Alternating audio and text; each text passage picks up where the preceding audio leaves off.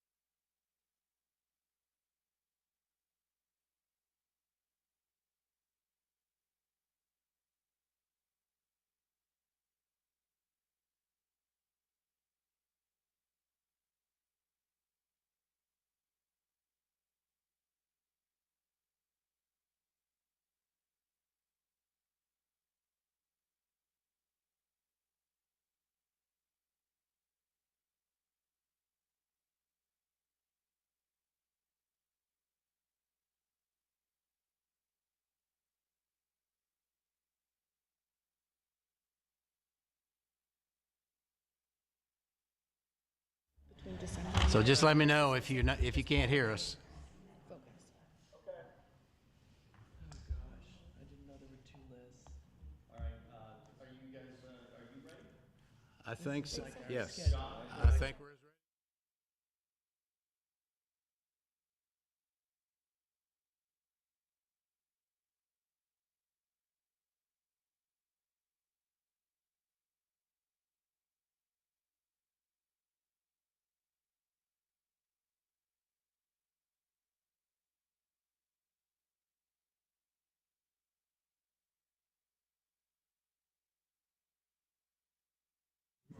Good morning. I'll call this meeting to order of the Arkansas PBS program here. We have two members commissioners who have joined us online on telephone.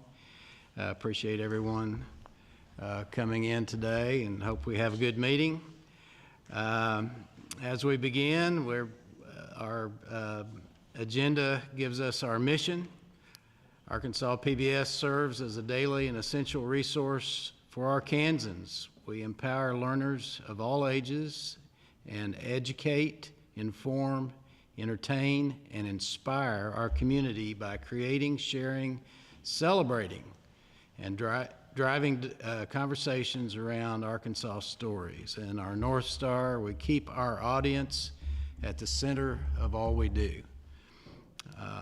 I think we're all motivated by our mission and the opportunities that this commission receives. With the call to order, we have an approval of minutes from our commission meeting of September 8th, 2022. They've been forwarded to the commissioners previously. Is there a motion that they be approved? I so move. Move in a second. Okay, just skip. I guess can do that. All favoring say aye. Aye. Any opposed, same sign. Okay. Well, I just want to be sure I know your situation here, Brother Skip. So I may have to cede the chair here, and be careful. So, yeah. My tenure, such as it is, does end, according to the governor's commission, on March 23rd, coming up. So one thing I'm going to do, and Ed, I haven't talked to you about it, but I may call you to be a consultant with me, and we'll visit some with our executive director, but I think we need to have a nomination process in place for our next meeting in March. And so if you'll help me with that, I think that will be good. It has occurred to, yes. This is Wes. Yes. I apologize for not being there. I apologize for not being there in person to keep Skip on the straight and narrow, but I'm watching him on simulcast. Yeah, well, West, it's good to hear from you. we've discussed, Wes, you kind of called several people, and we understand the circumstances with your father and so forth, but appreciate your calling in this morning. Okay. Well, hang in there. It occurred to me that previously in past years, the commission has traveled around to have our meetings. And if you look at some of the kind of ideas that were expressed by previous commissions, the idea was that we would maybe go out and have events, invite people in a community, kind of be representatives of the PBS program, and have an evening meal together. And we've done that occasionally. Back before COVID, we did travel around, and we took one or two each year, going to a different location. So I think, in the last 6 to 12 months, it's been, okay, do you have enough information to come join us at an in-person meeting, and or would you prefer to have a virtual call and so forth? So I think we've kind of moved through that. So if there's a desire, we need a host, maybe someone that would make a suggestion about where the March meeting might be held, but I think it would be timely to go out into a different part of the state. The annual meeting, which is probably the June meeting, I would guess, is expected to be here in Conway, but otherwise we have some opportunities out there. So just think about that. If you have a suggestion or something, we can, discuss that or send out a email or something, see if people are available. But whether you want it to be closer to home or farther from home or an overnight, things like that. But I do think that would be good for the commission. I also want to thank, right at the start, Ed Leon and your team, Kevin and Jim. I don't know who else was on the team. You were on the end of the line, and I'd spent 2 weeks trying to get into the Corporation for Public Broadcasting grant program, and they changed the password on me from last year, which caused no end of trouble, at least for me, but we finally got into the system and pushed the little orange button, and it worked. And so I want to thank you, and that's where our dollars come from. So the rest is in your hands, I tell you. But it was a little bit aggravating for a non-techie guy like me. But thank you for that support, and we got it done. Otherwise, I would be sitting here worrying about whether or not we're going to get it done this afternoon and figure out why I couldn't get into their encrypted system or whatever. But anyway, you guys did it, and I appreciate it. With that, travel and nomination committee, the grant is made. I think I'll turn that over to our director's report. All right, did we approve the minutes? Oh, did we? I thought we did. Oh, we did. Sorry, missed it. Okay. Sorry about that. Yeah. That went fast. Yeah. Okay. Hello, everybody. So, welcome to this pre-holiday gathering. I know we're all starting to feel really cozy and warm and looking forward to family holidays. And I just want to talk a little bit today about the importance of the community. As John was just talking about moving out into the community to have a commission meeting. I've been thinking a lot lately about the importance of community service to the state, and it's our role in that, and a lot of the vital services that we've provided throughout 2022 and things that are coming up. We know that our storytelling and our content tends to be the most natural gateway for our audience to initially connect with us. But it really seems like the glue, the tie that binds us with the community are the things that we do beyond broadcast.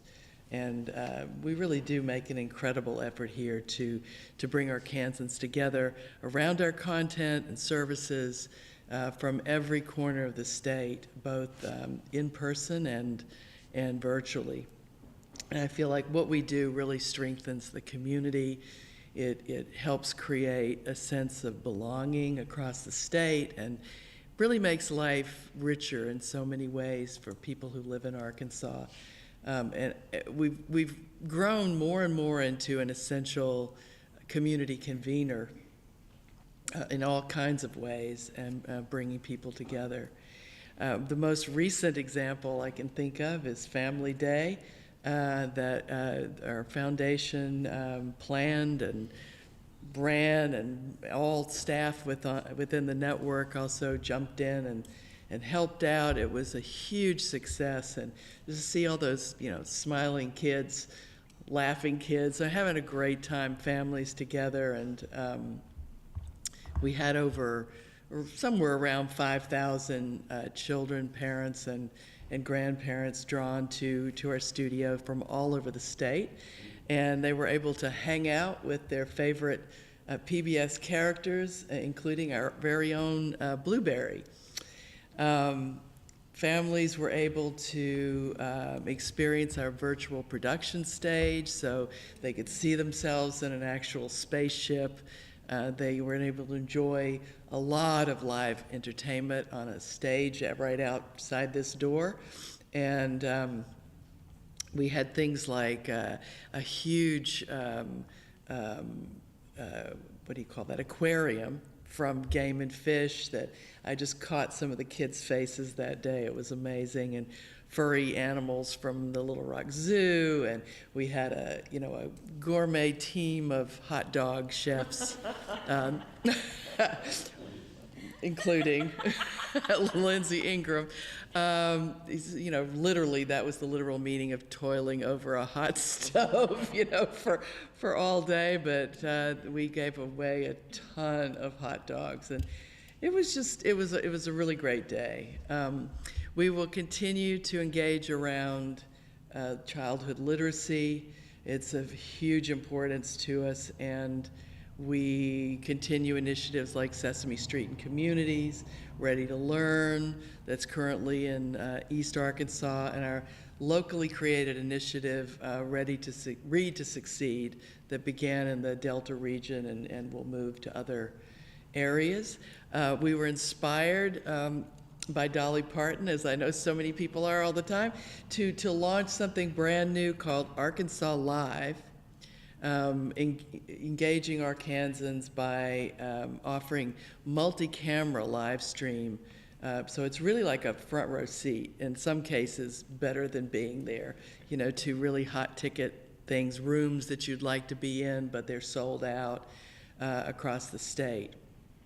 We continue our Arkansas Live with the Arkansas Ideas Partnership with Crystal Bridges, and we partnered with them to live stream their sold-out evening talk events that have included renowned speakers like Condoleezza Rice, Yo-Yo Ma, Hillary Clinton. We have Chief Nico Albert of the Cherokee Nation, who's a chef of traditional indigenous cuisines, coming up around the corner. That's been particularly exciting. I love watching those. And the new year will give us more and more opportunities to use this Arkansas Live initiative that we're doing.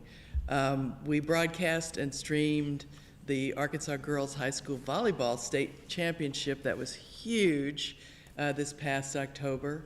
And we have football just around the corner. In fact, 8-man tonight. Who plays an 8-man? Izzard and Rector. Yeah, Izzard and Rector playing an 8-man football. It's the first time we've done that. And football continues for through the weekend, and then also on the 10th. Our live debates brought Arkansans together around candidate perspectives. And speaking of public affairs, we will have a new Director of Public Affairs joining us in early January 3rd, Michael Hiblin, who has been the longtime news director of KUAR, is joining us as Director of Public Affairs. So we are looking forward to that. We look forward in the fall to engaging students from all across the state in our new original mystery series for kindergarten through second graders that will teach social studies and natural sciences curriculum in such a fun way that the kids will not even realize they're learning, on a whole different level. There's so many more. I'm going to stop now because we don't want to have too long of a meeting, but I feel like our role in bringing people together, and I think it's important for the community to know what we are offering every week, every month, because those things we do beyond what's on the air are just crucial to our role in the community. So thank you all for being here today, and wishing you a warm holiday coming up. Thank you. Good. Ed, you're next on the list. Okay, well, Courtney covered most of the stuff that is going on at the station. I just want to add some color to a couple things. I think if this year is going to be known for something additive that we did, I think the Arkansas Live project is going to be it. we're really, we decided that this was going to be, kind of a new initiative that we were going to lean into this year. And right from the get-go, we're over-delivering on the promise of that. Thanks in large part to this partnership with Crystal Bridges Museum, but also there's other projects that are on tap through the year, including the Arkansas Food Hall of Fame event and the inauguration of Sarah Huckabee Sanders. So look forward to those coming up soon. And the team, we set a goal for a certain number of events, and we've already surpassed that. So we're on to a stretch goal there.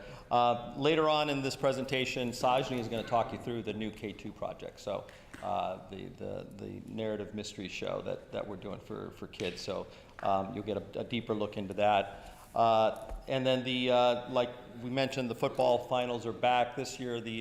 We have a new halftime show format that's anchored by David Basil, Arkansas Razorback famous David, and also Ashley King from THV. I don't know if it's in Central Arkansas, if you're familiar from that.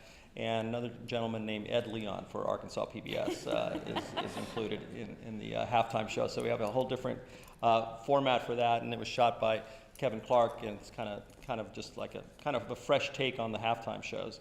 And then Courtney mentioned the political debates, but there's some numbers that I want to blow past you here. We have 76,000 views, over 76,000 views for our debates on our YouTube channel.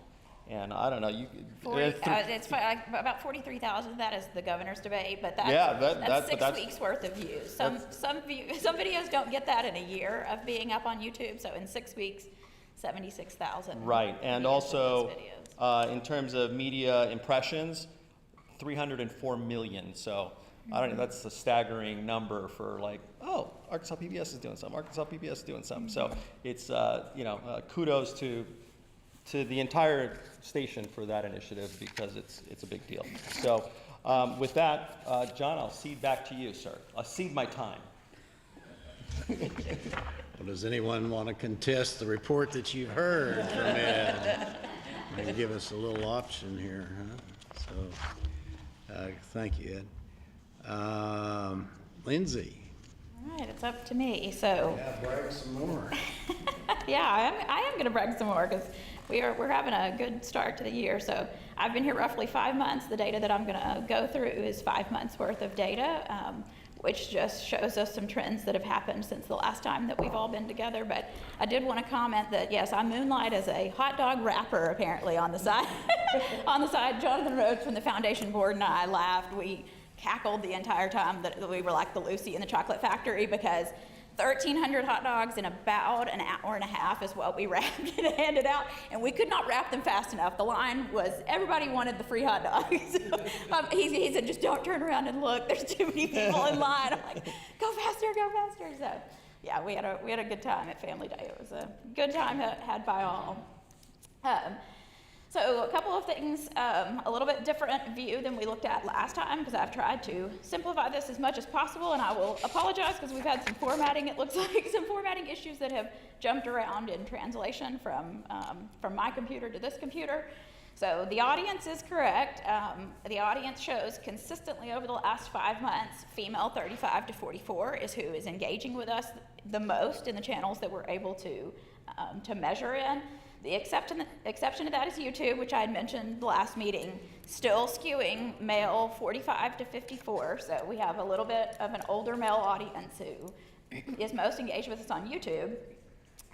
What has jumped around just a little bit is on the clock. That should be 5 to 8, so I'm not sure why that jumped up to 10, but consistently every single day of the week between 5 and 8 p.m., which if you think female 35 to 44 could be a mom who's coming back and fixing dinner, getting into programming or whatever.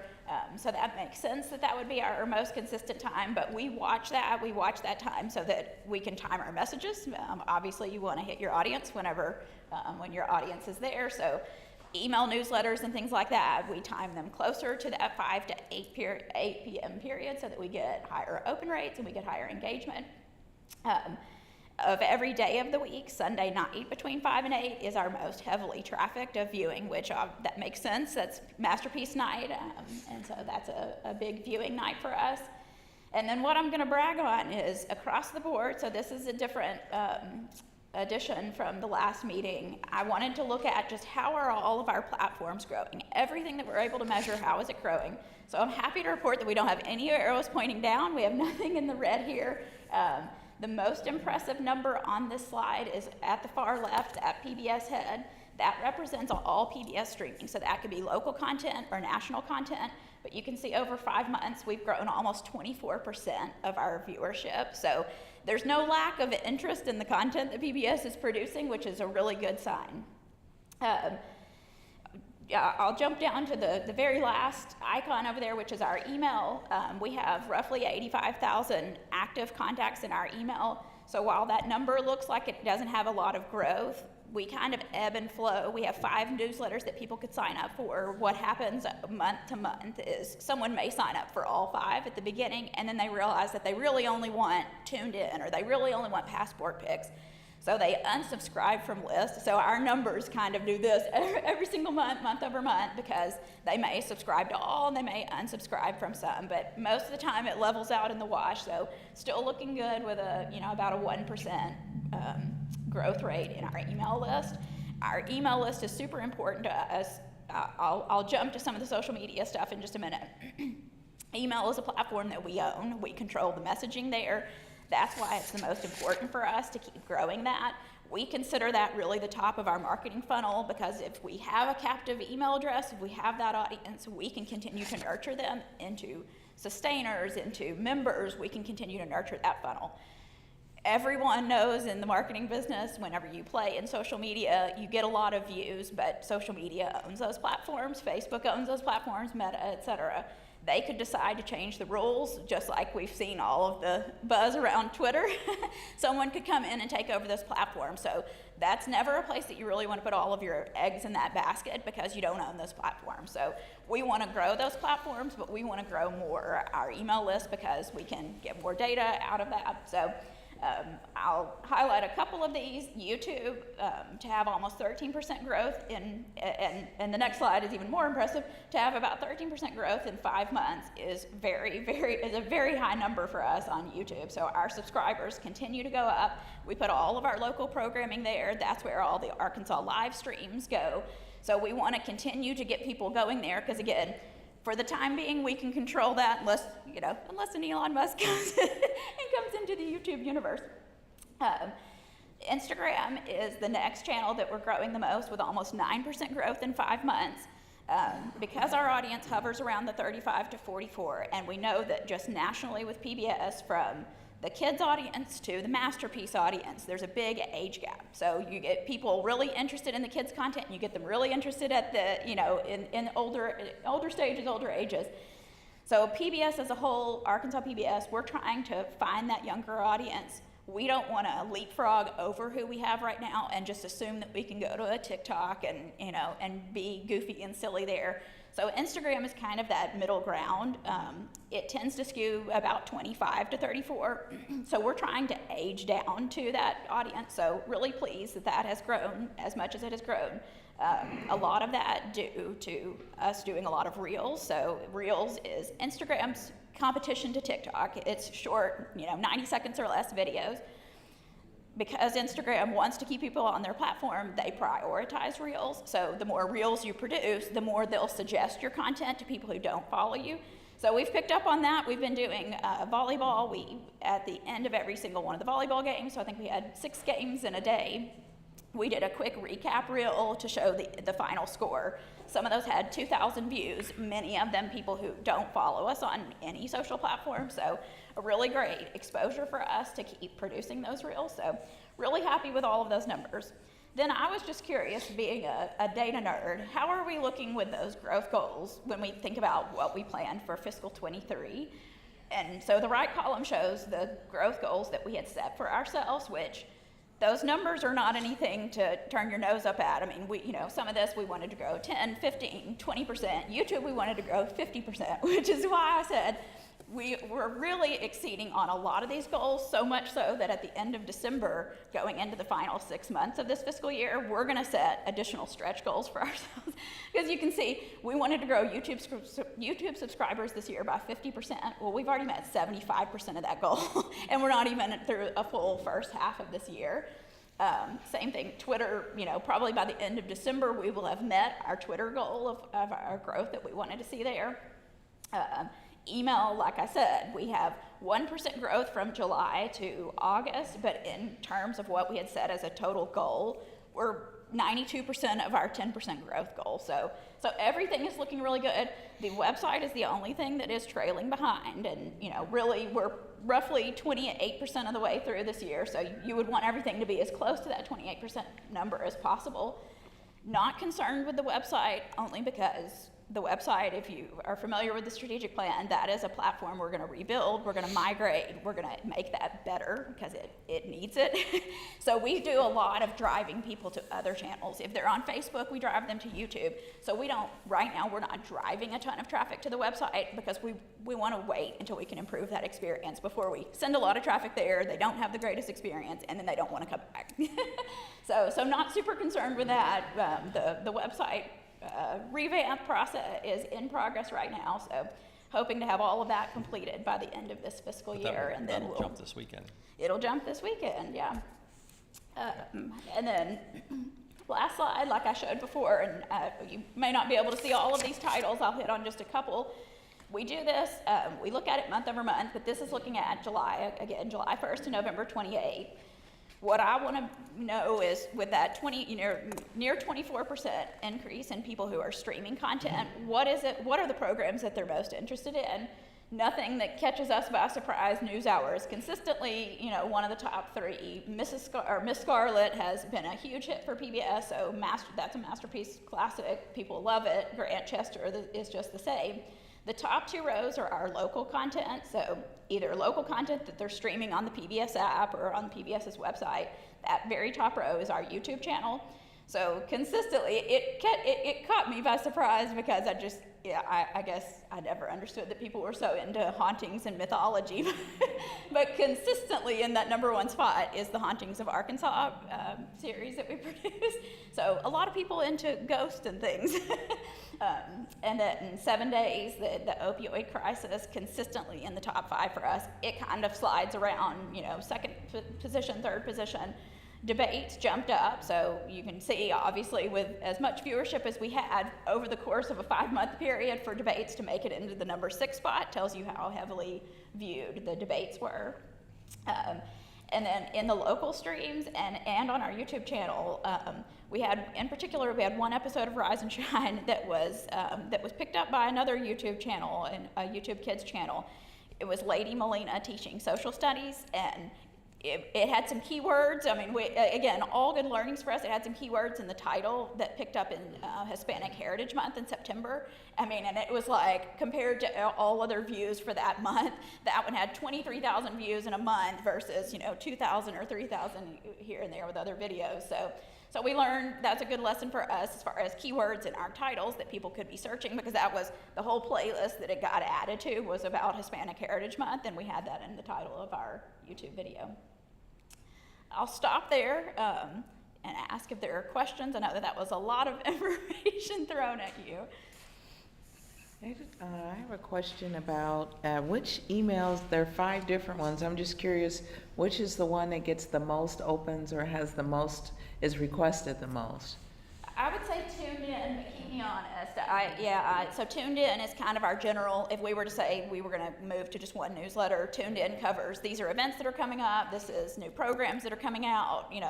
We'll usually have a hero, like whatever is the latest. If it's Family Day or whatever, that will be take the top slot, and then we just kind of do a laundry, it's kind of a laundry list of everything else that's going on. So that's our general newsletter, and it's our largest followed. And then the others are Arkansas Week, which, and again, those are pretty knit. Yeah, so we have an Arkansas Week, we have the sports, passport picks, and then PBS Kids. And PBS Kids has had really, that has skyrocketed. That was moved to Friday afternoons. person on our team who manages email, she moved that send until Friday, and so now it's kind of a family night, and it's had huge success, huge open rates, because it gives everybody something to look forward to. You kind of see, what could we look at, what could we watch tonight as a family, so, yeah.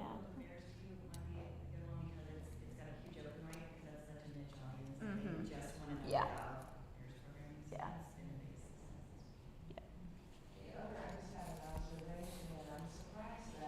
Given the demographics for YouTube, that Exploring Arkansas isn't there. Sort of like looking from the bird's eye view, and that seems like that would be a natural fit, and I didn't know if it was just in terms of what comes up when you search it in YouTube. It just seems odd that it wouldn't be, given that demographic. Well, and the Hauntings of Arkansas. Oh, No, that's all That's traffic everywhere. on YouTube. That- And Exploring Arkansas from Above is on there, number 7, which is our newest show. And that's the newest part of the series that we've done. We do have some plans to expand our outdoors programming, and so we're working on that right now with some digital series, and y'all will probably hear more about that coming up soon. But we are going to lean into that audience more as we go. I have a question.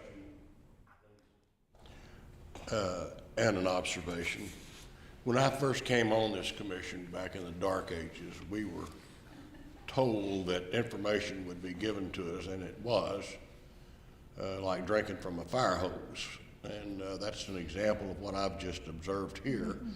I want to know is, how do you determine when you're driving people between platforms, how do you do that? I mean, Where do we want them to go? yeah. Well, I'll use, for instance, the Crystal Bridges example for Arkansas Live. So with Crystal Bridges having the Constitution there, and they have that We the People exhibit, that's what, in total, the last one is December 19th. In total, there will have been 8 events there. We discussed, you can live stream from Facebook or you can live stream from YouTube. If we live stream on Facebook, we don't get as many metrics as we do from YouTube. So a lot of it goes into how can we best measure this, and then let's drive everybody to one place instead of splitting that audience. So when that first came up, the question was, should we go on both? Because some people might be on Facebook and some people might watch it on YouTube. And we had the conversation, we discussed as a team, if we do that, then we really don't know the collective of what our audience engagement was, because we ourselves have fragmented the audience. So that's some of the decisions we take about everything. What we're going to do on a platform is how can we measure it, and what data can we get out of it? Because YouTube, we've kind of discussed this with a lot of our local programming and things that are embedded in the website. With PBS, which is the PBS head represented up there, they give us what people are watching. They don't give us all of the demographic data that we want, but we can get that out of YouTube. So the more that we can drive people, we're really focusing, we're kind of doubling down on YouTube when it comes to these programs, because we can get so much more data out of that platform. So your goal is to mine data by moving them to a single platform? Yes. Thank you. As much as we can. And that data just informs new content and new strategies. Well, I can see it's a key to a lot of programming.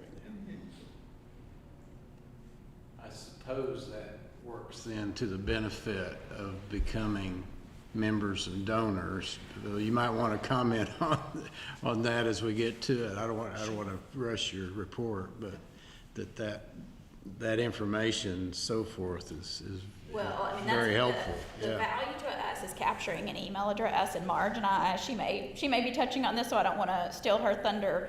We've actually sent a proposal to a local company here that helps mine data based off of email addresses. And so the email address is so important for us, because there is a way to even extract really, really granular data, like Big Brother style data, as long as you have someone's email, because so much is tied to that. And so that's why email is so important for us. At every event that we go to, with Family Day, we had signups, we had cards if they wanted to fill out a paper card, we had QR codes that they could sign up. As many people as we can get in the top of that funnel giving us their email address, the better that we'll get. As soon as we can get a partnership, that obviously is data that we can't just pull out of thin air. You do have to work with a platform or a partner to mine that data, but there's a lot of power behind email addresses, so it's a big proponent of all of our strategic planning. We can hold that tie until you're on the agenda here, and you can tell us more, Marge, so appreciate that. Go ahead. Anything No, else? or as is it that say, good? if Any there's other nothing else, questions? I'm gonna turn it over to the really fun stuff, of getting to see some of this program. And I'm not sure if you got the clicker or Dwayne's gonna change. So John, we're going to get into our media showcase here. We That's see okay? that. Yeah, absolutely. Okay. And we're going to start with the initiative that we've been talking about, which we have since named Arkansas Live. And Sajdi's here, right? Where are you? There you are. Cheers. Will you set us up, please? This is one of the events from Crystal Bridges. So what you'll see here is one of the many speakers at the Crystal Bridges live stream, which is a part of this free exhibition that's there right now, limited time frame on the U.S. Constitution. So, of course, the Constitution is a big part of civics education and education as itself. So this is a part of it, and so they have various different speakers, and, you know, Crystal Bridges produces and develops this, and we are live streaming it from Northwest Arkansas. And so the one you'll see here happened, I think, a couple of weeks ago with Yo-Yo Ma and Carrie Mae Weems, and it was pretty incredible. It's the goosebump type thing because he played the cello, and so we're just gonna show you a clip from that. And it's in Arkansas.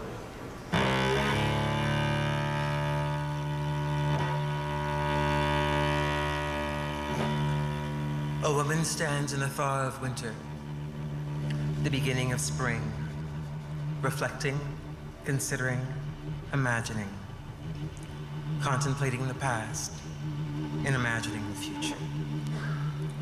With one step, she could be in the future in an instant, or in the past, in the moment, the now. But to get to now, to this moment, she needs to look back over the landscape of memory.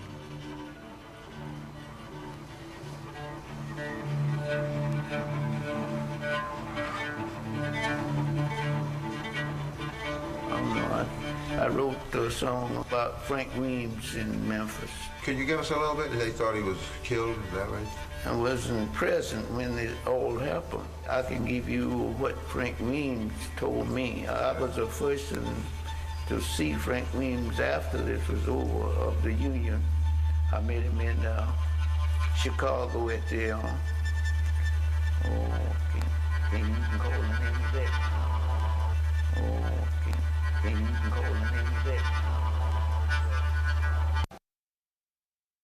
The party of the right seemed to fail you and eventually turned you over to the party of the left that became the party of right as we know it. And then there was the war, the Civil War, that war to end all wars with all those lives lost. To free the slaves, but not necessarily you. The only option really left for him is to leave. The only option is to survive. The only option is to survive. The only option is to survive. And so he crawls and he walks and he runs and he hides. He crawls and he walks and he runs and he hides, making his way slowly. So we're going to rehearse this, and I don't know if you can do it, but sing this note. I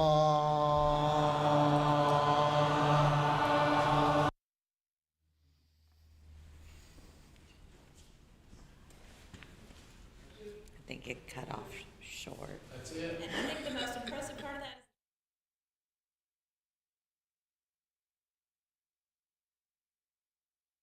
is her storytelling. That is right. All of them came, and, you know, they're very high-profile folks.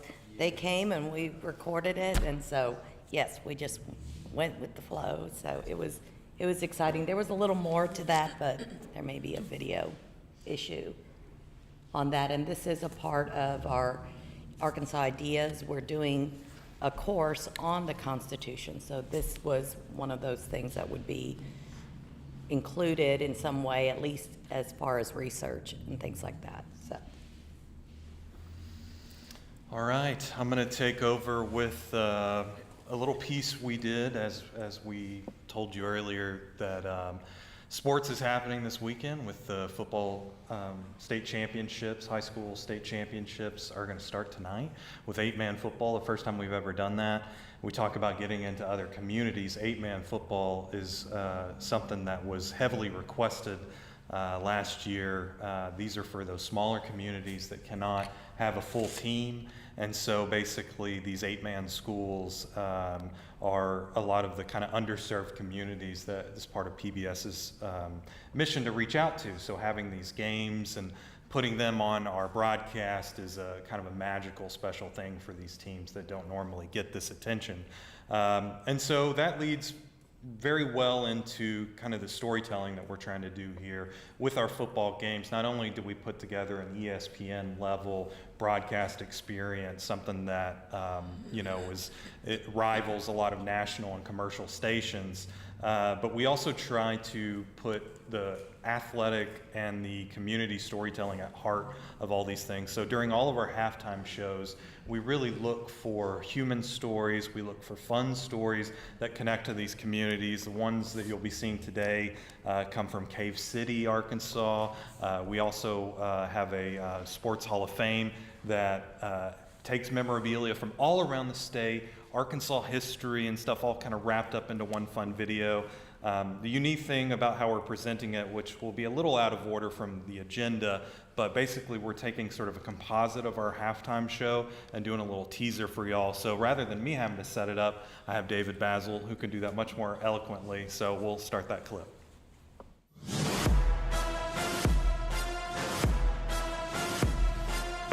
Hey everybody, David Basil here. It is halftime at War Memorial. That means we are back here at Arkansas PBS Studios to share with you a little bit of what we've been working on.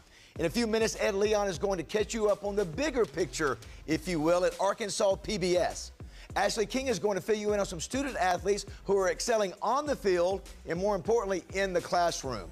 And we're going to take a look at one of the biggest football rivalries in the state. But first, the Arkansas Sports Hall of Fame was established way back in 1958 to honor and memorialize outstanding individuals and to promote legacy and inspire younger generations. Take a look. 1958 was a year of change in America. The Hope Diamond was donated to the Smithsonian Museum. The microchip was invented. NASA was created by President Dwight D. Eisenhower. And in Arkansas, deep in the recesses of War Memorial Stadium, a group of prominent Little Rock businessmen founded the Arkansas Sports Hall of Fame.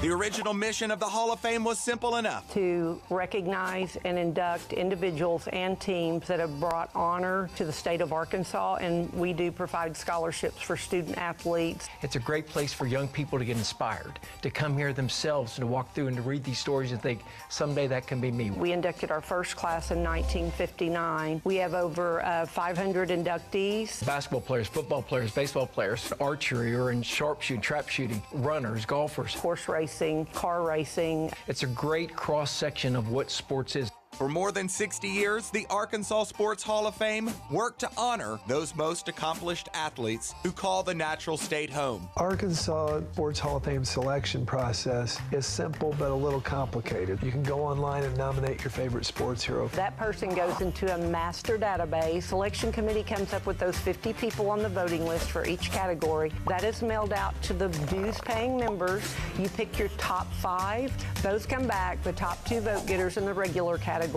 automatically get in. The top vote getter from the senior category automatically gets in. And then the board votes on the remaining inductees. And then you wait for a call. When you get the call, it's a big deal. You know, when I was inducted to the Arkansas Sports Hall of Fame, or however, when I received the call, I feel like I've reached something. Being from a small town, rural area, which Arkansas is a lot of that way, and when you get picked for something this prestigious, it has a huge impact on your life. It seemed to me it was the cap of my athletic career. I just seem like all the hard work has paid off for me.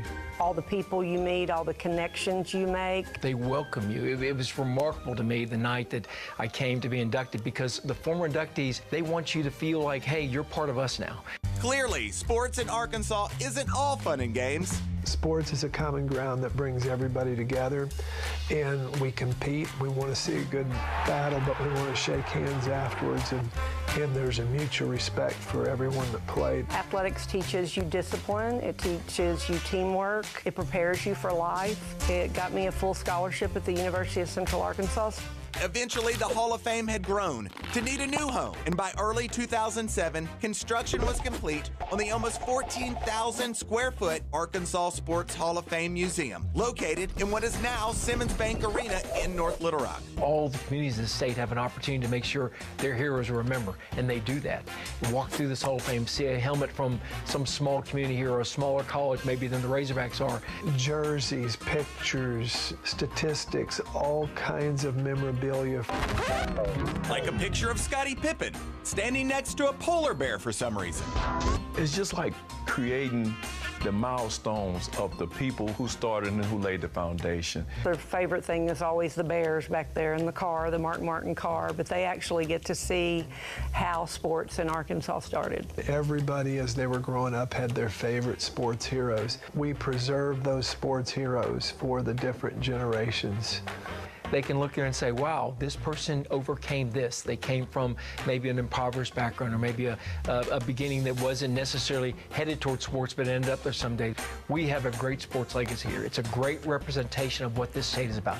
Hardworking people who endured, who achieved, and so to have that legacy as in a permanent place here, I hope people embrace that and hope they come here and enjoy it. Look at the Arkansas Sports Hall of Fame as motivation and say, hey, one day that's going to be me. Now you know the history. You can be a part of the future of the Arkansas Sports Hall of Fame. All right, I think we've got time for one more story. Baz? Yes, we do, Ed. Matter of fact, this story is very close to my heart. Kanan Sandy has risen from humble beginnings in the small Arkansas town of Cave City to be named to the ESPN's Fan Hall of Fame. Take a look. Ladies and gentlemen, we direct your attention to the 50-yard line. Kanan wants to lead us in a home call tonight, so please join me as we call the Hogs with the Hogs' #1 fan, Kanan Sandy. 3, 2, 1. Who is Kanan Sandy? Boom, Pixie, race it back.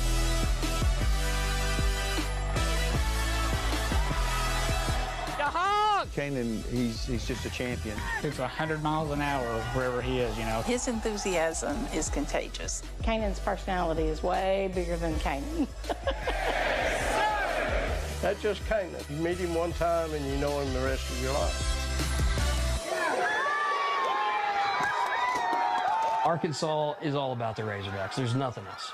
If you're in Arkansas and you're a sports fan, you're for the Razorbacks. Hey, say, raise that back! When he was 3 months old, took him to the Razorback game. 3 weeks later, he had to have open heart surgery.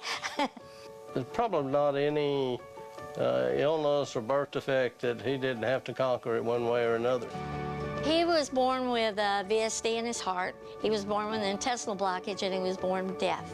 They gave us no hope that we were going to get to keep him.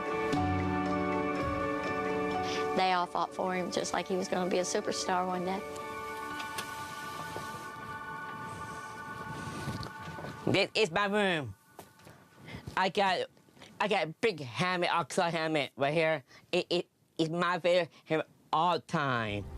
This is a copy of the picture that is in ESPN courtyard in Bristol, Connecticut. The ESPN Hall of Fame, hey, we weren't surprised at all. As soon as they come out with a fan Hall of Fame, well, what bigger fan is there than Kanan Sandy of the Arkansas Razorbacks? Good, bad, ugly, it didn't matter. He's always there, always cheering. I love the Hall of Famer, and it's an honor.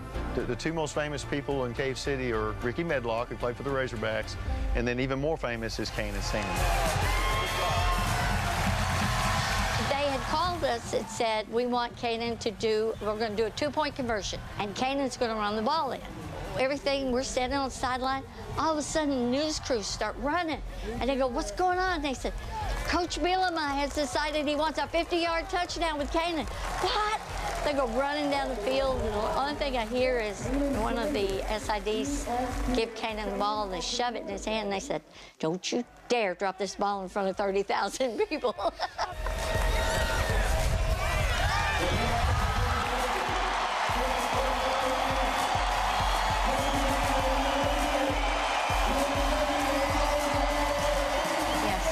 That's good. All right.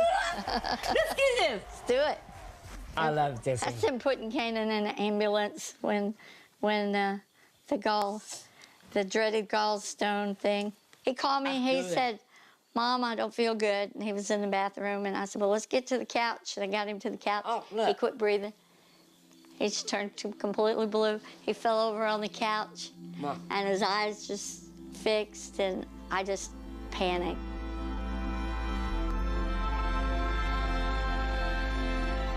I think it really resonated to her that, you know, how fragile his health was.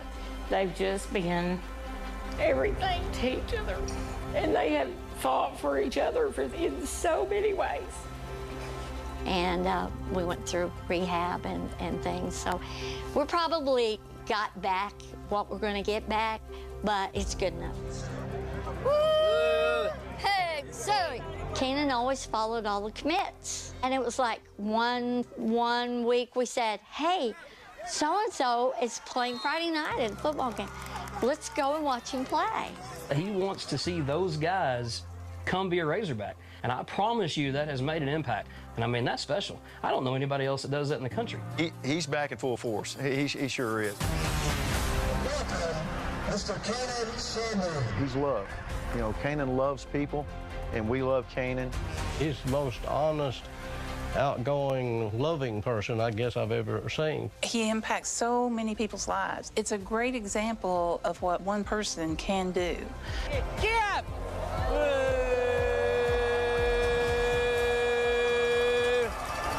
Hey, say! Well, he can bring so much joy to the people across the state of Arkansas is I mean, it's immeasurable what that means. Hey, say! Canaan is the product of other people's love. Hey, say! Take that back! People of Arkansas have retaliated with their love, and they're the ones that have made Canaan famous. Canaan didn't do it. I didn't do it. They made Canaan famous because they just poured their love into him. It's because they're so good, and they've just opened their hearts to him. It is amazing to me how much traveling that Ginger and Canaan and Sandy do, in-state and out-of-state. That's right. They go watch recruits in high school games. Of course, all of the Razorback games. It's incredible. Yeah, what a great story, by the way. It's like more than a sports story. That's a human story. Those are great people. Yeah, Canaan's got the biggest heart, and the world needs a lot more Canaan Sandys for sure. Well, that's it for us on the halftime show. Thanks for watching. Now let's send you back to War Memorial Stadium for the second half action. Right here on the home of the high school football state finals, Arkansas PBS.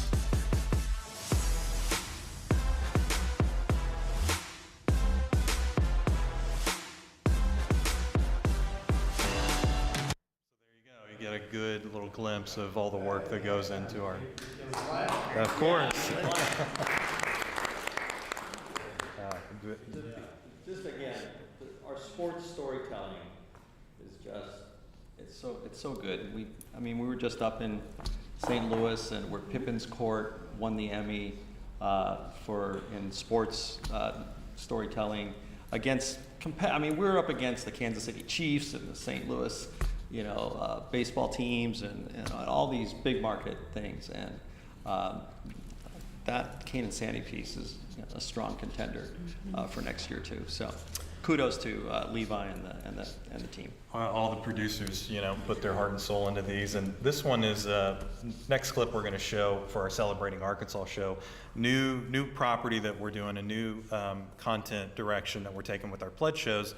It's called Celebrating Arkansas Holiday Traditions. And Marge could probably talk a little bit about this too, because we're very collaborative between us and the foundation. And our new producer over there, Bailey Sanders, is taking this on. But the idea is that we want to showcase holiday traditions across Arkansas. And so we've got 3 episodes lined up. We're going to do one based on the fall holidays. So you've got things like Halloween, Thanksgiving, and then we've got a winter one that will focus on Christmas and Kwanzaa and Hanukkah and New Year's. And then we'll have one in the spring, summer that will focus on Easter and 4th of July. And so this really gives us an opportunity to kind of showcase 2 sides of this holiday coin. One is the events that we have. I mean, Arkansas is just so many celebrations and things. We were at the Argenta Community Christmas Special. We got some footage of that where they had the gentleman who did Black Santa for the HBO documentary that's coming out. If y'all haven't seen that with Chris Kennedy, he has now kind of shot to fame with being on CNN and kind of doing this sort of community outreach thing. And so our idea was to go to these events, find people that have interesting stories, interesting connections to holidays. And we've got one coming up with a family that turned an old ambulance, like an old 1950s ambulance, into a carol car. And so they used the loudspeaker from the ambulance to sing carols around their neighborhood. And so we're following these stories throughout Arkansas. And, we went to U of A for Diwali, and we were in Russellville for Dia de los Muertos and Fayetteville. And so you'll see a little clip that kind of gives you a little glimpse of how we're putting that show together. But that's going to come out, I think, in the fall of next year. So we're spending a year kind of with all of these holidays, just like we did Exploring Arkansas from Above. We really want to show off all the communities throughout Arkansas.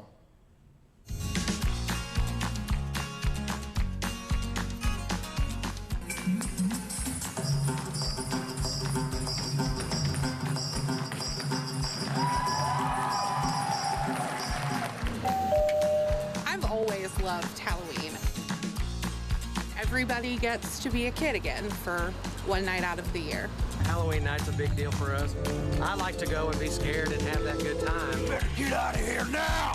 Yeah.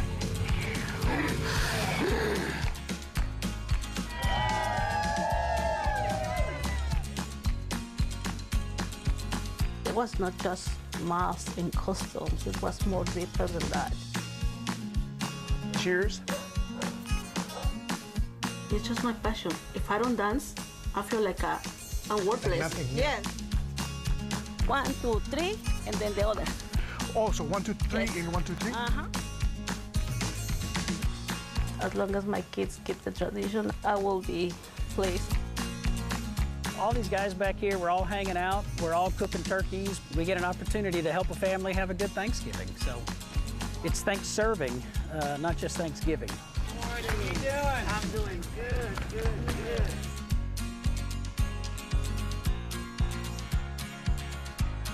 Can't do it without the community. So just a little tease of what's to come. Coming soon.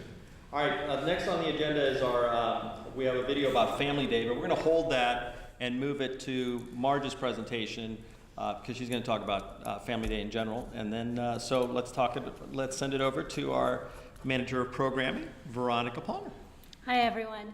So before I talk about the national programming, just wanted to talk about, you all have a holiday programming schedule in your notebooks.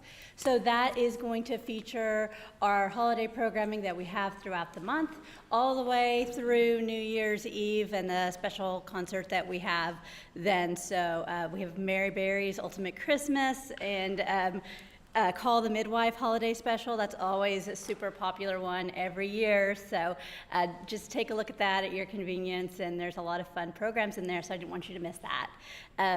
So I'm excited about our first national show. We have 3 coming in January that we wanted to talk about. The first one is every time we think Skip Gates can't top himself, he does. So season 9 of Finding Your Roots, we've got a little teaser here for it, but it's incredible. I mean, Viola Davis, Ed Norton, Julia Roberts, Carol Burnett, Niecy Nash, Cyndi Lauper, Claire Danes. Like, that's just a sampling, but you know, it's not just the people he gets, it's the stories he weaves together, and the story of America that, I mean, just that storytelling is just absolutely top level, and just when you think it can't get any better, it does. So we'll take a quick peek at that.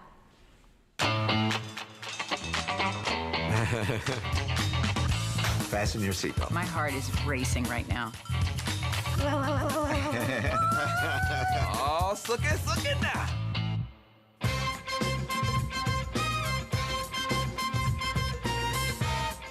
We're not gonna have no Danny Trejo, you are the father.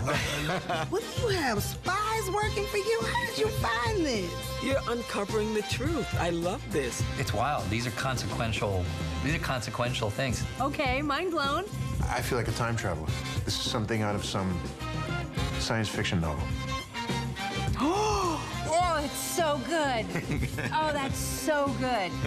Oh my gosh, I cannot believe this. Wow. That's very moving, actually. It's like the most vital stuff, right? I'm sorry, but this is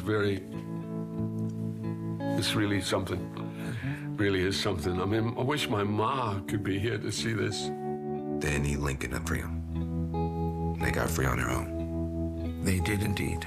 They had a hard time even getting my head there. I just want to bow down to every nick and scrape and trauma and whip and chain and say, just, you have no idea how much I love you.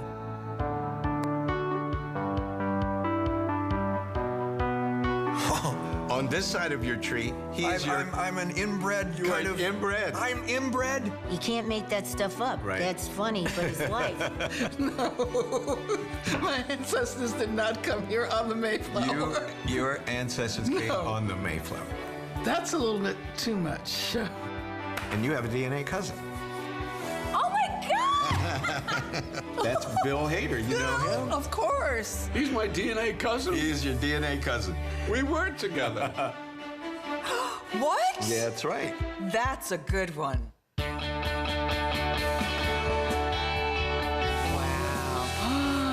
Oh, look at everybody. What a treasure. Skip, what a treasure. You know, you die twice. You die when your body dies, and then you die the last time somebody says your name. That's right. And so I'm gonna make sure that I keep them alive. I've got history. You know what I mean? That's what it is. I've got history. I feel the presence of all these people. Yeah. In a good way. This has been freaking amazing. It is something about knowing. Even with the hard parts, there's an add value to the knowing. Okay, I don't want my fake eyelashes to fall off.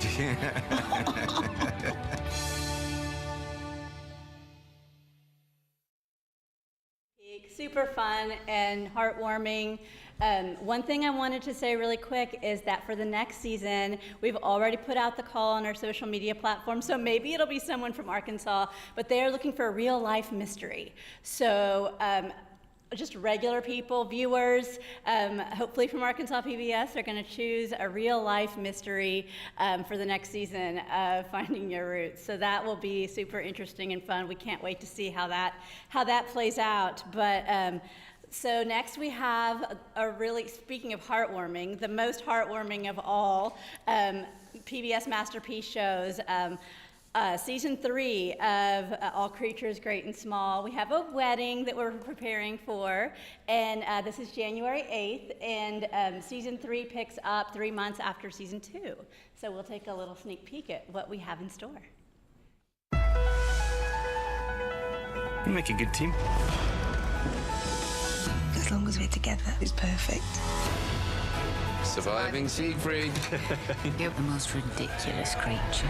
I hope you're referring to the dog. I'm not going to give up on you. Don't give up on me either. Dreams do come true. Hey, lad? Seems they do.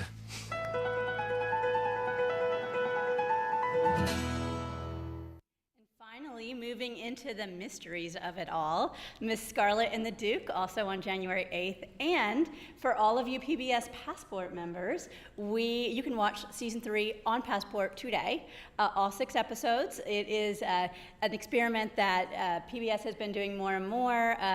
They did it with Annika, and they're doing it with, so good. And there's a whole lot more exclusive to Passport content coming, but these sneak peek ahead it's just a great way, and our Passport numbers continue to grow, and this is a good reason why. But so watch Miss Scarlet and Duke now, but season 3 is coming to broadcast on January 8th, and the will they won't they continues, and the great mysteries continue. So we'll just take a quick sneak peek at that. On Masterpiece Mystery. There's been a terrible mistake. I must speak to Inspector Wellington immediately. Misunderstandings seem to follow you wherever you go. One minute he was in there, and the next minute he was gone. I'm so close to cracking the case. Leave it to me, please. Could anyone be more infuriating? What do you think? I think he's dead. So, what's your next move? Miss Scarlet and the Duke, Season 3, the broadcast premiere on Masterpiece Mystery.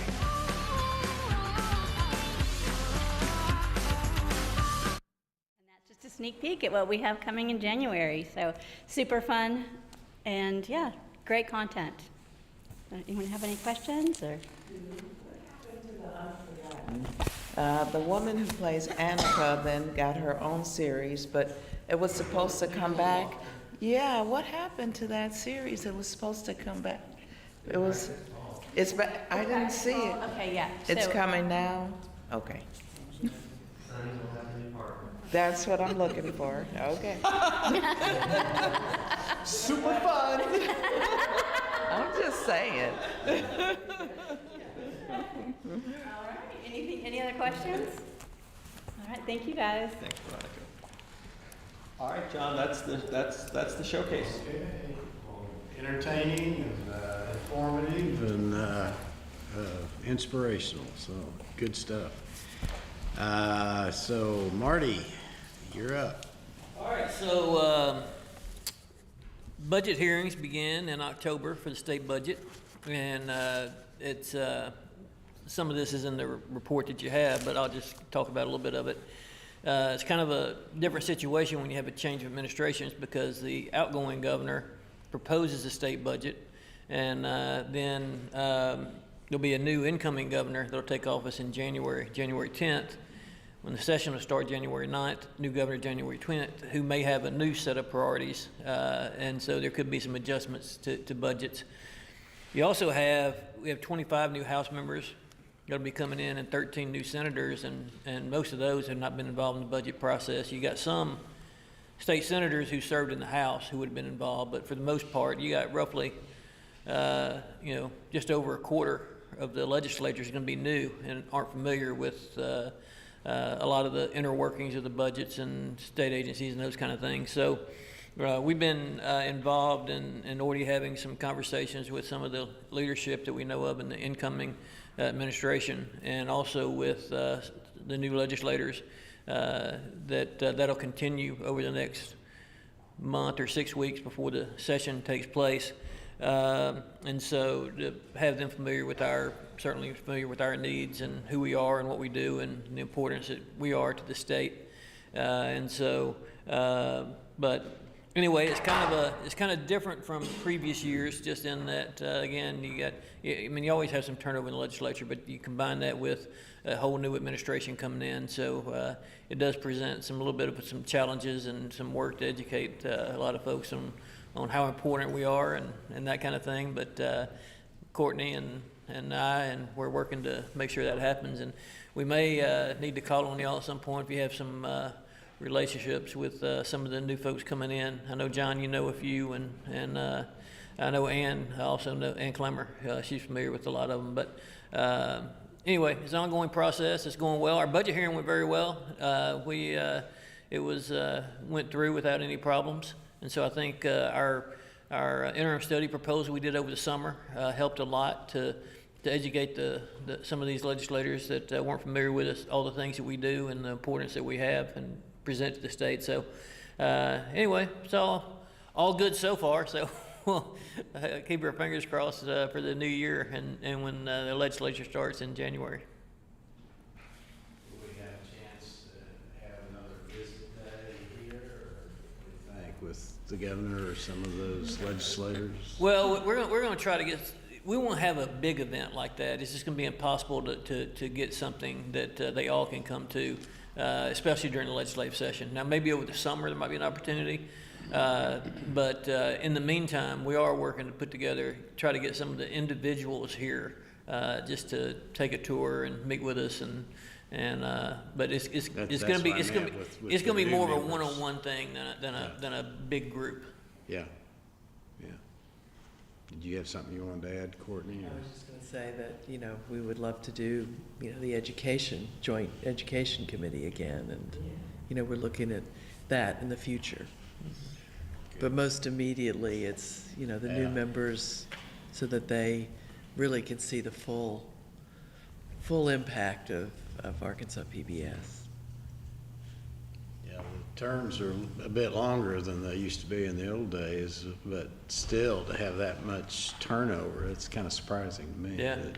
That many new members, but we got to stay up front with them and not get behind. So very good. Any other questions, commissioners? Okay. Our education update. Yes, so I'm going to just update on one piece. We're doing a lot of different projects. We have 6 separate grants, but we're going to talk about one of the exciting things and one of the new things that we're tackling right now. And this is in partnership with Department of Education and was given with the ARPA, American Relief funds, to continue to combat any learning loss that has occurred in these last few years. So we are going to do a narrative-based story that focuses on social studies, curriculum, and some natural science, but primarily on social studies. And so this will be for K through 2nd grade students. And so I'll give you a little teaser or premise of it that I wrote down. Inspired by their favorite storybook character, 3 5th grade detectives solve weekly mysteries in the school and around their small southern town, discovering the meaning of friendship and the beauty of community along the way. So we have 3 main characters. They are 5th graders, and so we think that them being a little older than the actual audience, which is K through 2nd grade, that's something to aspire to, and we're so excited about that. And what we love about this will be one of the first narrative-based stories that is made in Arkansas, that is filmed in Arkansas, and by people who live here. And so one of the things that we do is we have this writer's room or focus group room, and there's 10 of us, and they have people that have lived in small towns, just their personal experience. There are also some that have credentials in curriculum. There's some that are producers. And so we get together for hours every week, and we break scripts and we come up with storylines based on the standards that we were given by Department of Ed. So that's been a lot of fun, but we want this it's important to do that because these kids need to be able to see themselves, and we're all different. So having that group, and then one of our senior producers and our lead scriptwriter, Corey, takes what he gets from that and writes a script, and then we go back and forth with some consultants on the PBS national level because they've done this quite a bit, and we kind of, let them see and help us navigate through what's important because PBS knows curriculum content for children. So it's really exciting. We're doing casting at this point in pre-production. We plan to go into actual production in the spring when the leaves, because a lot of this is outside. There's one that it's almost like a time travel where we go back to 1972 when the Buffalo River became a national river. It's exciting things like that, but we'll be producing those parts actually filming in the spring. So more to come, but that's just a little taste of what we're doing. You have a couple of the titles. I do. One is, let's see, which one should I use? One is the time capsule. So I'll tell you a little bit, it's kind of interesting. Lots of schools do time capsules, right? And then they dig it up, and then they put a new one for the next generations. And so they're ready to dig one up and put one down, but where they mapped it out that it said the old one was, it's not there. So they gotta figure out what happened. And so that is going to, kind of teach them how to use those thinking skills and figure those things out. And My teacher is a robot. That is one too. Yes, show and tell, and just all the various things. It's just a lot. Mayor for a day, because we're going into the town, and they start relying on these kids to help them figure out these little things that are going on in this small rural town. So we're really excited, and we're excited to explore the state and come up with this fictional town by using the beauty of all the different locations in our state and, spotlighting those people, that mean so much to us. So we're very excited about that. Stay tuned. And so that's where we're at this point. And so we'll give more information. This will be, it's very important for us that the entire state gets high quality content. And this is a great way to be able to deliver this not only to the schools, but also broadcast for families to enjoy that really curriculum-based content no matter where you are. So we're excited about that. And so yes, more to come as we have information. Very good. Any educators over here have any thoughts or questions, or we're good? I'm curious about the process. I like, just like when I read a book, I want to know the backstory of the process of writing. I love hearing the backstory, but I'm particularly impressed by the details. I'm not surprised, but I'm impressed. So you've been given this directive, but then it's like, all right, with this opportunity, how can we also highlight the state? How can we also engage the parents? How can we also, I love that in everything I hear, every time I sit at this table, it's the details that really flesh out what you do. And this is just an example of that, so I love it. Thank you. And I think that any kind of storytelling when you're teaching kids in curriculum is still an effective way. And that's why reading, a lot of they learn to read from reading stories. So this is just another type of method of teaching kids curriculum-based content. So yeah, in a fun way. So, and thank you. And Mike tried to get custom M&Ms. The characters' names are, is it Mike, Millie, or Mike, Millie, Marta, Mystery. There's a lot of M's.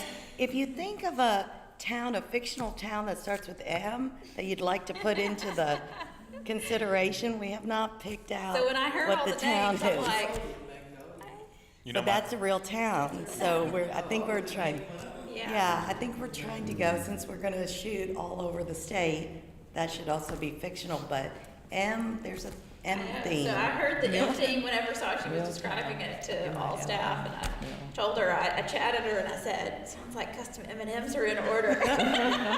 She said, I don't know if the Department of Education is going to want to stand out candy. Yeah.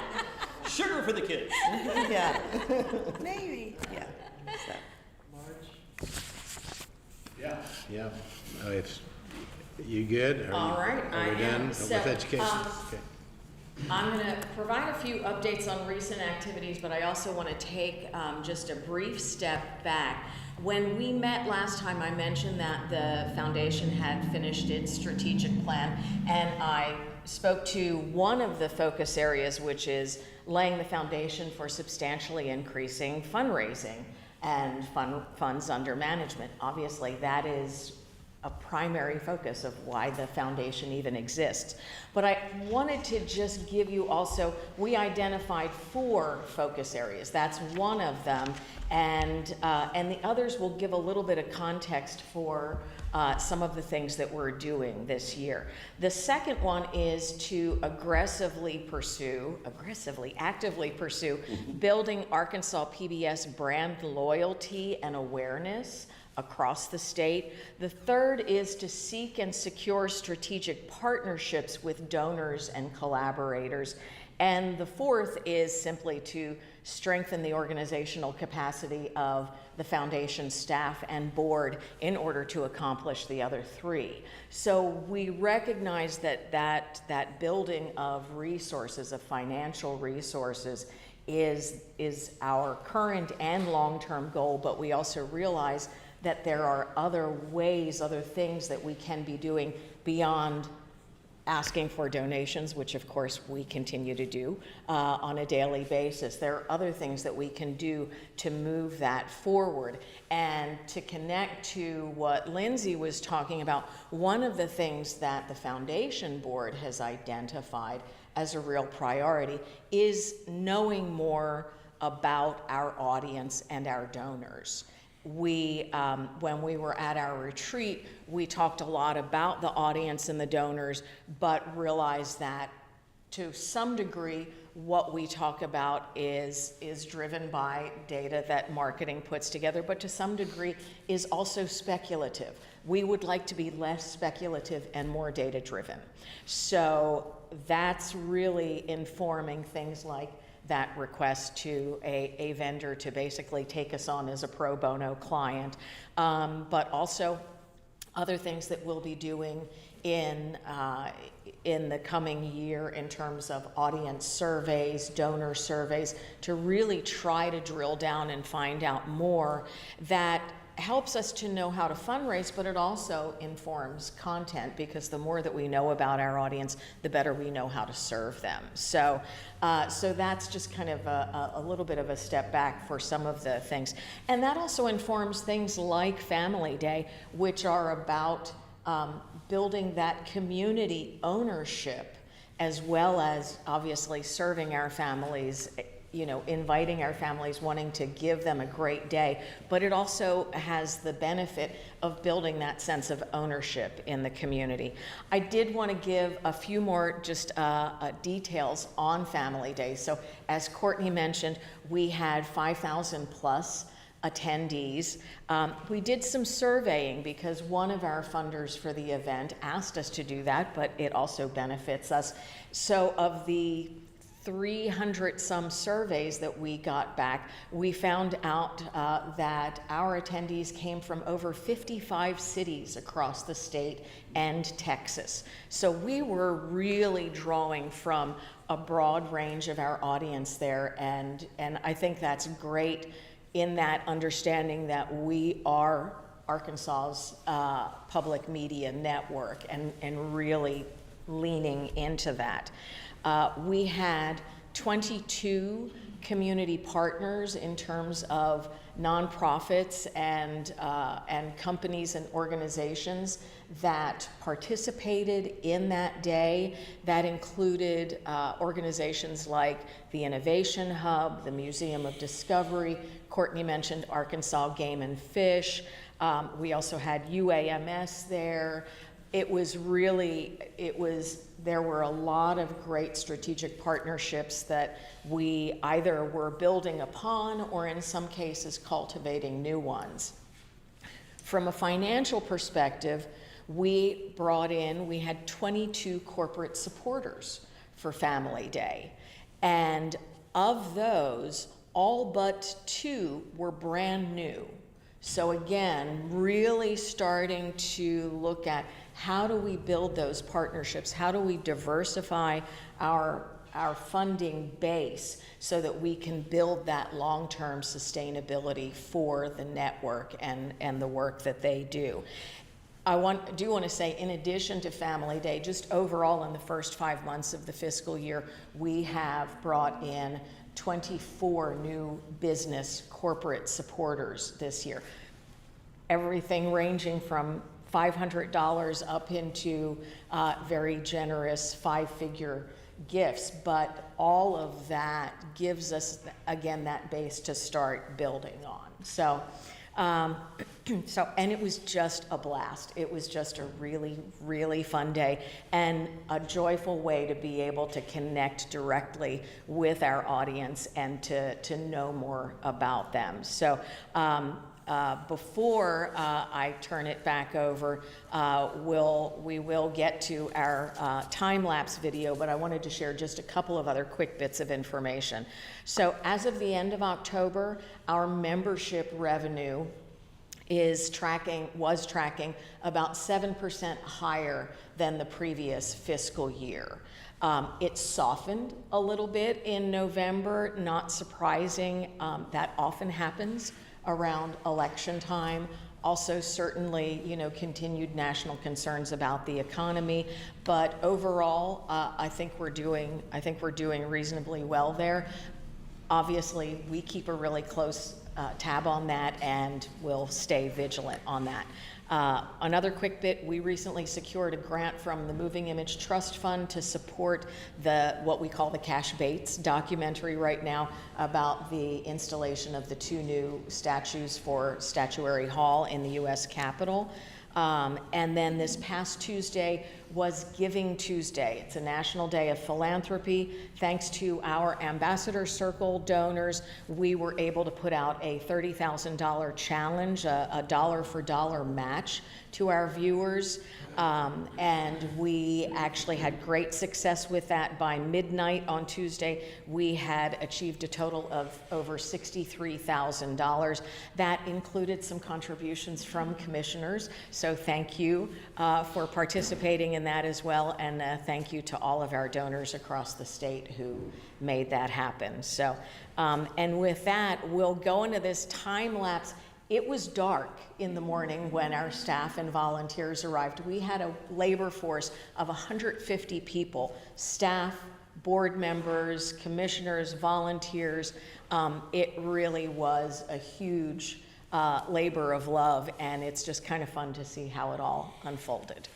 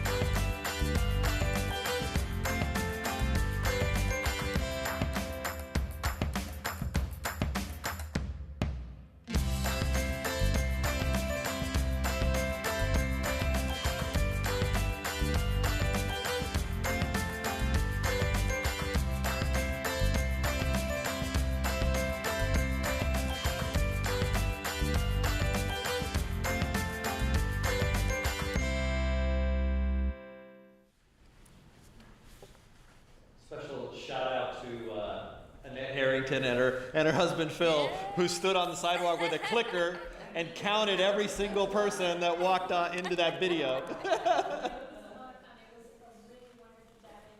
That Marge and Pat and the whole foundation team played a big part in organizing and making it happen.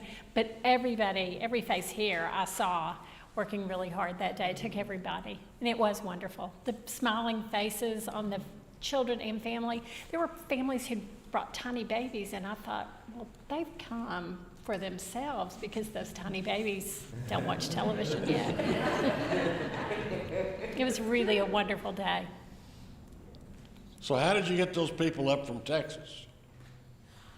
You know, all I can figure is they had to have been visiting relatives, because I know that they was the big draw just for this. They come for the hot dogs. It was the hot dogs, yeah. Good. Anything else on that? Marge, thank you. Keep up the good work. We have another business. Anything that you know of under that, or not? Aware of. Okay. No questions. John, I want to throw in one thing that Courtney reminded me of. We, the last time we had this meeting, as you might recall, we were getting the Emmy nominations in live, right? We were on our phones and we were like, well, what's going on? Did we get nominated? So we did go up to the Emmy Awards, and we came away with four Emmy trophies. We had 2 audio awards for Tracy Prince, who's our kind of editor and sound designer. He won for exploring the music he did for Exploring Arkansas from Above, which is just so really well done. And then I think it was Blueberries Clubhouse for the mixing of that.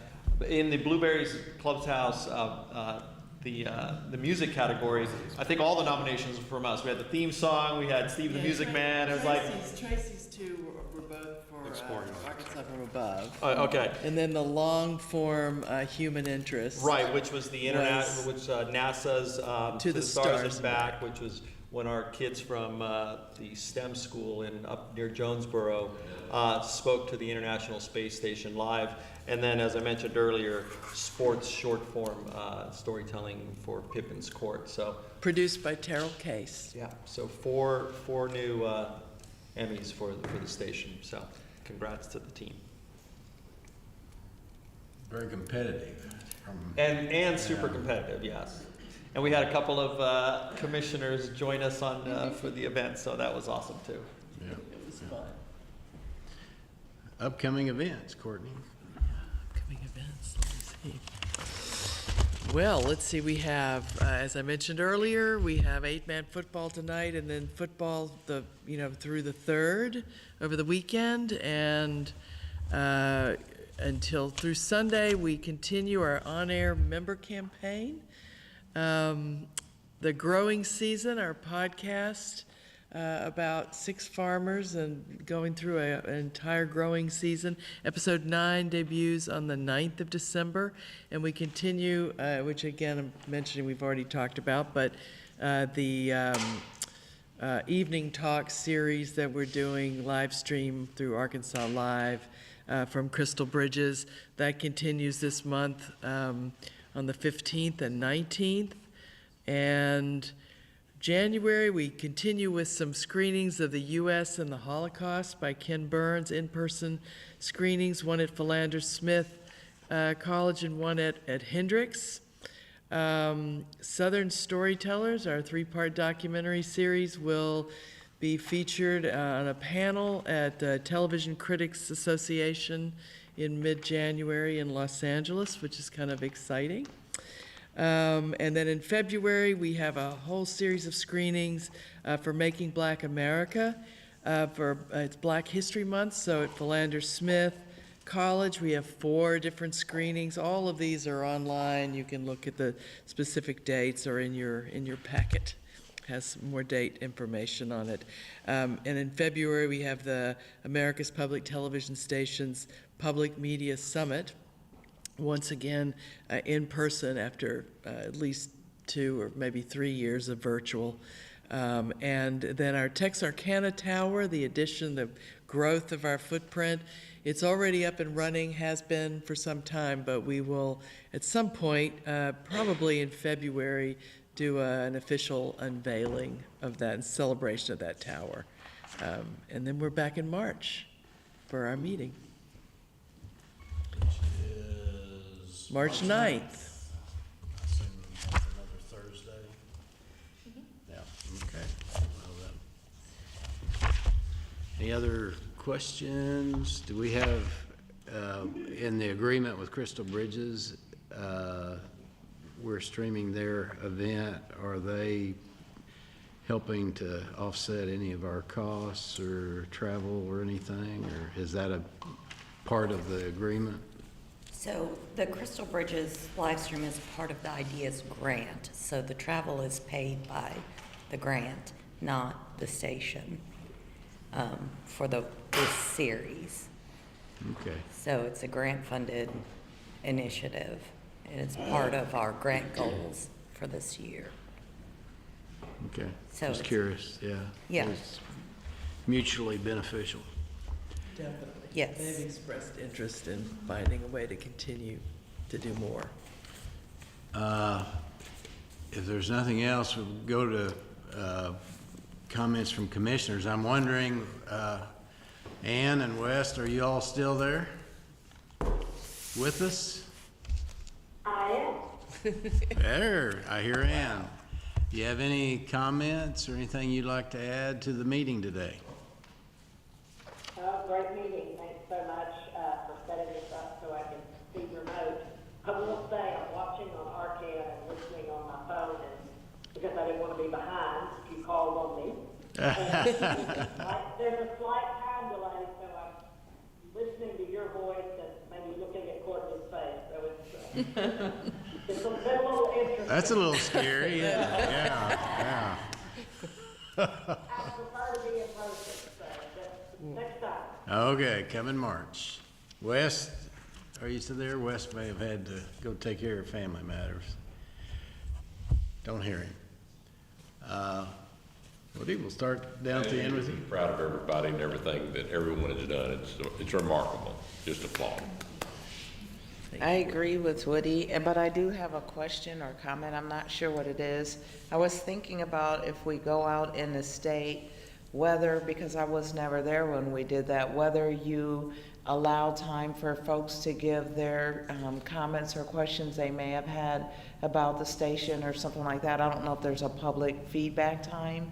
And the flip side of that is, if we go out around the state, are we thinking about things we want to ask those folks who show up to capture that information? And then the third piece is swag. So that was it. Swag. Swag for people who take the time to come watch a commission meeting. So that would be, I'm definitely in favor of doing that, but I think there's a chance to get information by doing so and to gain friends. That's so smart, of course. Yes. Smart. There it is. The answer is yes. Yes. Because Commissioner Nance texted me a question with a fine use of technology, by the way. She asked about new staff members. Yeah. We invite the staff directors to come down to these meetings, always with you guys. Maybe there's some faces that we haven't met before, so we want to introduce them. First of all, you all know Dwayne, right? Dwayne Wilbur. Yeah. He's our Director of Operations. But next to him, Fred Weedor, our CFO, left a few months ago, and this is not a new face, but maybe a new face to you. Stand up, Jim. This is Jim Barksdale. He is our controller and acting CFO, so the money is on lock, folks. So Jim's got it, and Pat and Julie, say hi again, and I'm gonna make it, and Veronica you met. I'm making my way down to the end. This is Stephanie Palmer. And Stephanie is our, stand up, our head of HR, and so those are the faces in the room. Did I miss anybody? I did not miss anybody. Commissioner Nance, did I satisfy your question? You did. All right, good job. All right, thank you. Special shout out to Krista as well. And yes. Krista She's in the timeout box. In the treehouse. And some comments that I noted early on and continued on were how often it was, well, this is the first time we're doing this, or we're trying this, and I'm reminded again how you continually seek out innovative ways or new ways to expand your service. So that's admirable. And then not only to expand your service, but you're looking at the data to see, are we doing what we think we're doing? Are we reaching the people that are seeking our service? And so I'm impressed by both sides of that, as always. Thank you. I intended when I mentioned Family Day, all the people who worked, to especially mention Julie. Her name I meant to include, because the marketing team is always a big part of Family Day. And I'm sorry I forgot, because I did intend to before. But it was a wonderful day, and everybody here, Ed, who was the MC of the stage. It was a beautiful day. It was a beautiful day. It was supposed to rain, and the rain came early, and so it was a gorgeous day. But and I attended, and it was so much fun. Yes, I Yes. did with my son and my granddaughter. So as family, just attending it just for the fun, it was wonderful. It really was. Hot dogs, excellent. I didn't get a hot dog. I'm going on Yelp.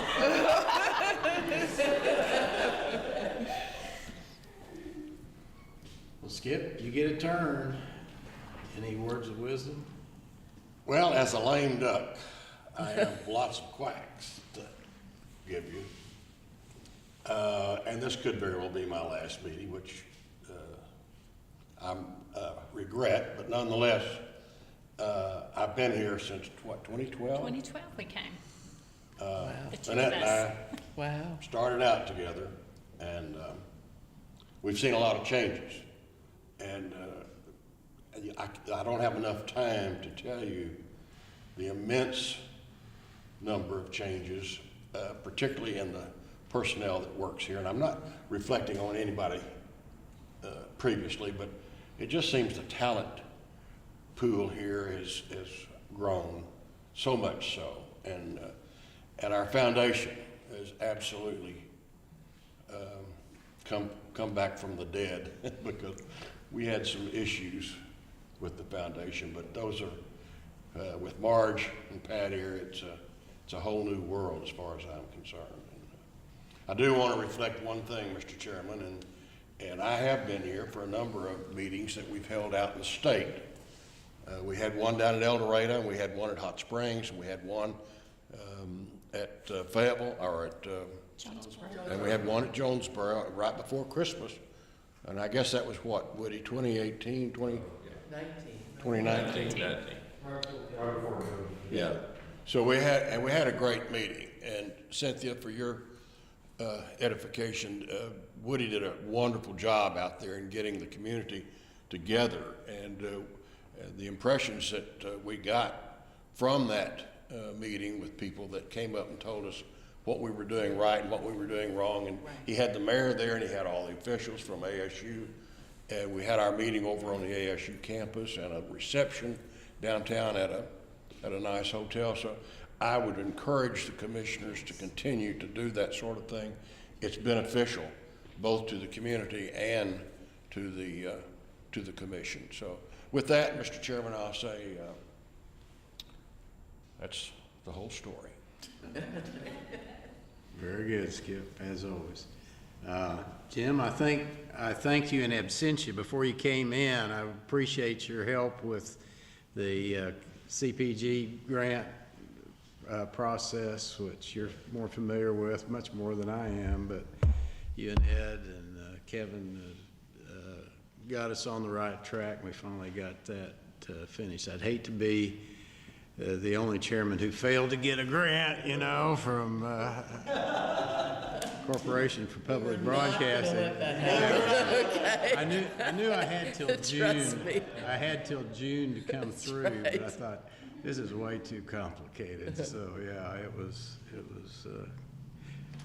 But on the travel, if March is a good time, but I'd take some ideas. You can hear what we did with what Woody helped us do in Jonesboro, but if we can work with Marge, the foundation, do something that has opportunity to meet our community, for them to meet us, so forth, that would be wonderful. So, but with that, anything else anyone needs to add? We have, I assume, I see cups and things out there, a catered lunch. Nourishment in the Yes, so we do not make you leave here hungry, having driven, in some cases, quite early in the morning to get here, I know. But thank you all. Anything else? If not, we will be adjourned. Oh, and sign your travel form as well. Yes, thank you. Okay. Right. Manger.